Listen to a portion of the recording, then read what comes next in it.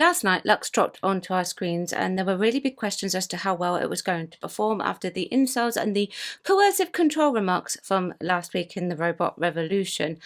Well, whilst we still don't know what the consolidated ratings are for the Robot Revolution as of yet, we do have the overnights for Lux, and what a huge drop it was. Hello and welcome back to Chat About It, Don't Shout About It with me, Rachel, the Queen of the Woke, as crowned by one of my haters, not by myself.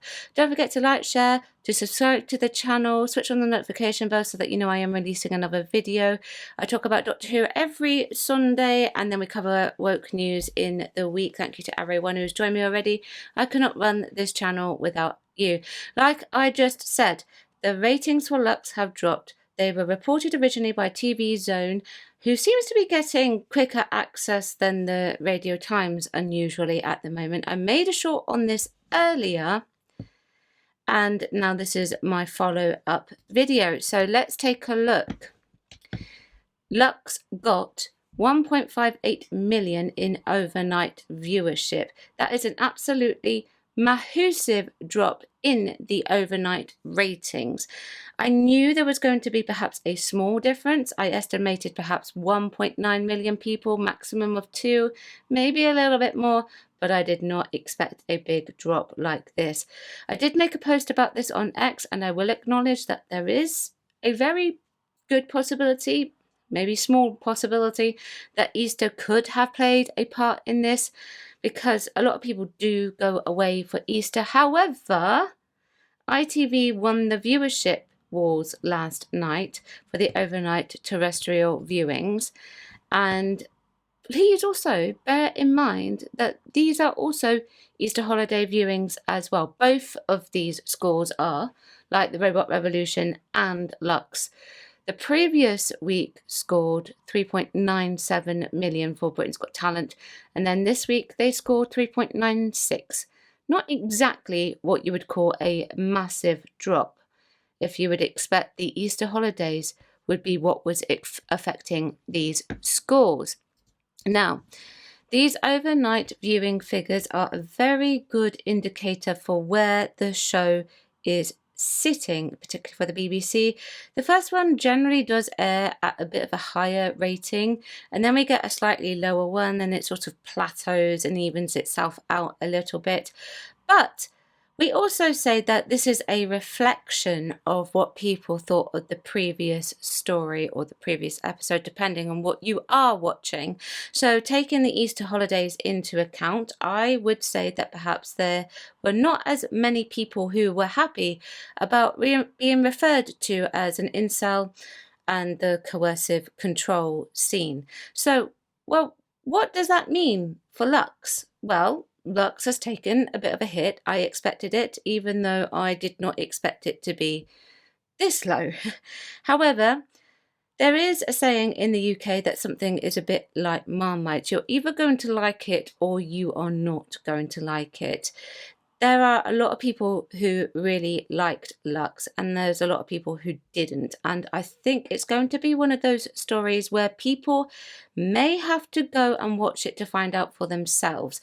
So I'm expecting a fairly sharp increase on Lux, because the verbal praise for it has been there, whereas there wasn't so much of that for the Robot Revolution. However, if I were RTD, I would be really quaking in my boots right now. This is a very nerve-wracking score. This is, by definition, cancellation territory. If this does not go above 5 million in the consolidation figures, then I would really be questioning whether or not this show would be worth keeping. I know people say it's people like me that get this show cancelled. However, you just got to look at the quality of the storytelling that we've been getting since the Jodie Whittaker era, disregarding anything that the actors have also said. And you'll find out that it's mostly because of the storytelling that people have switched off. One common question: why did you stop watching? Well, it's because it's no longer Doctor Who. I don't recognise it. Or the Doctor Who is not female, or something like that. That's generally the feedback that I would get if I were to ask that question to people.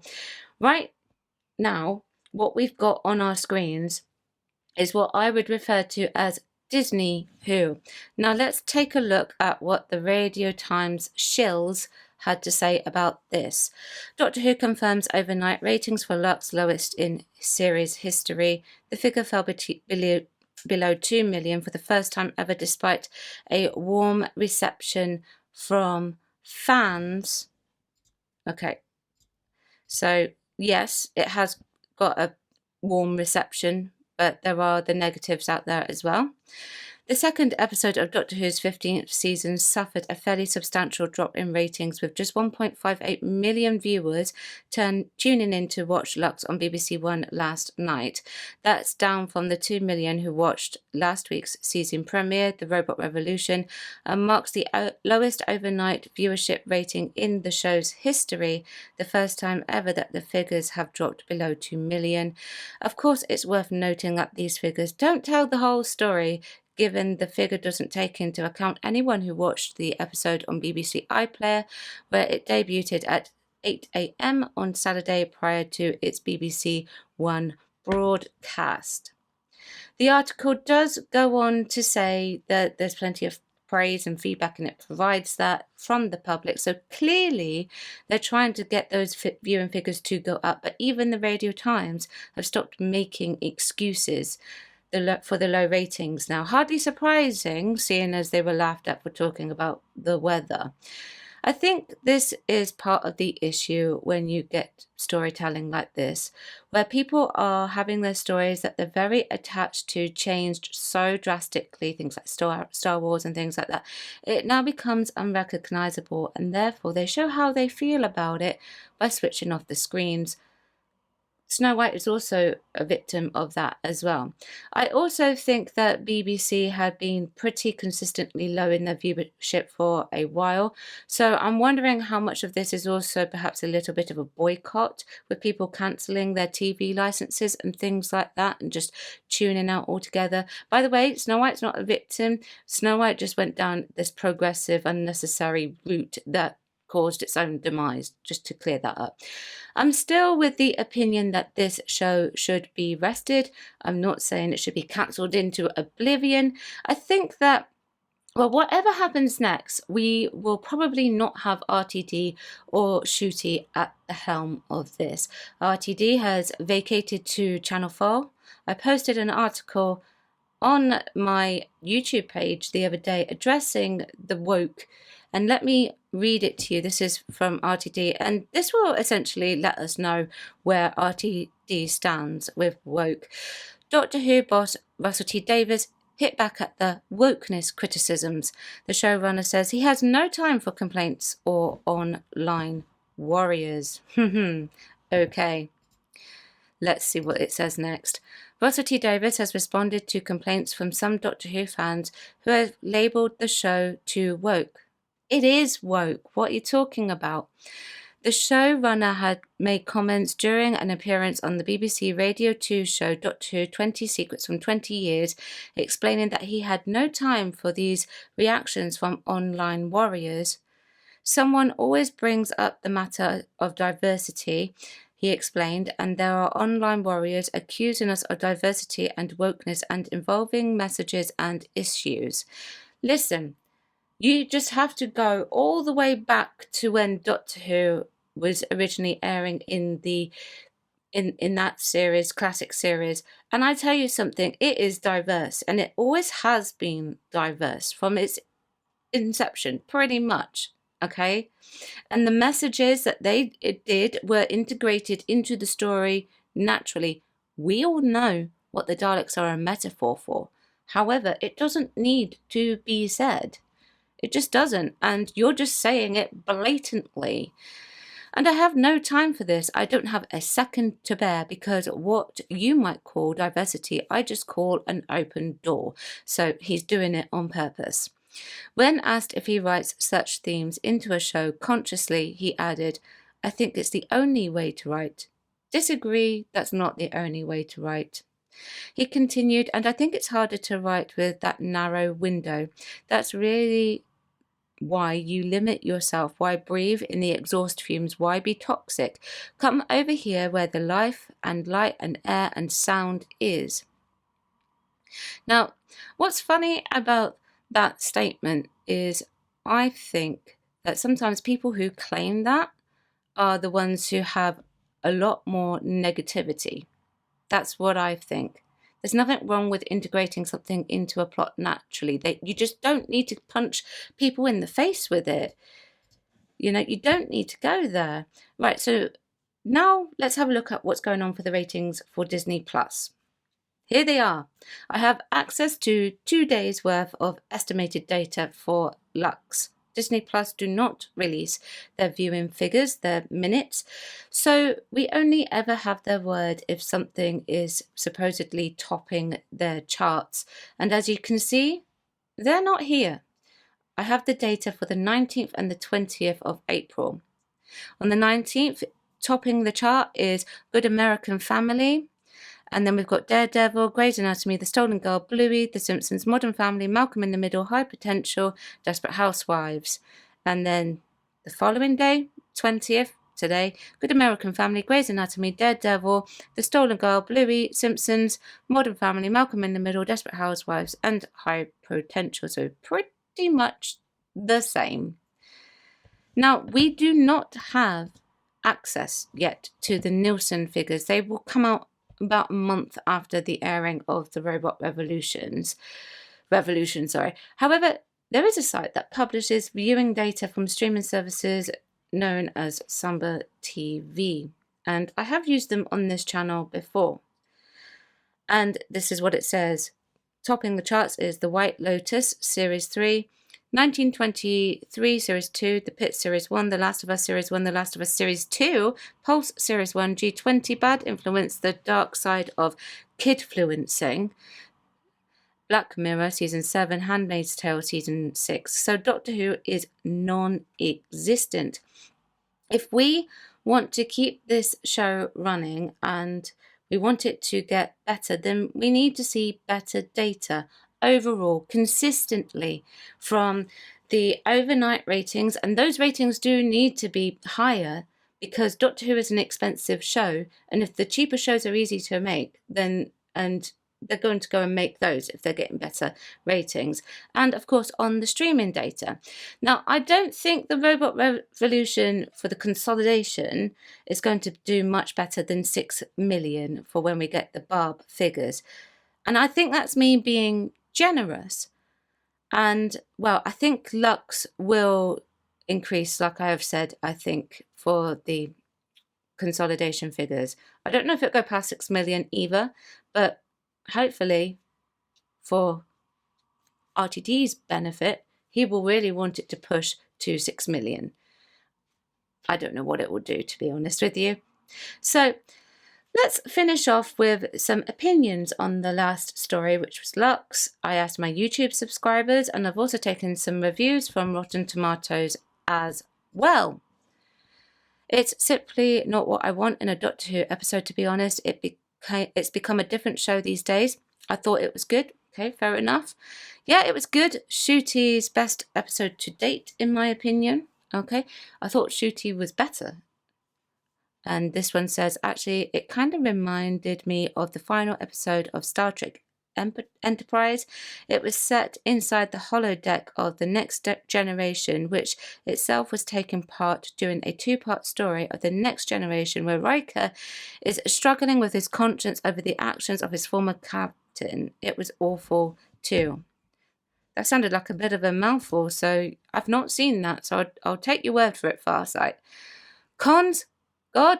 Nah, just a stupid idea. Still fancy dress moment when they could have shown more interior of the TARDIS.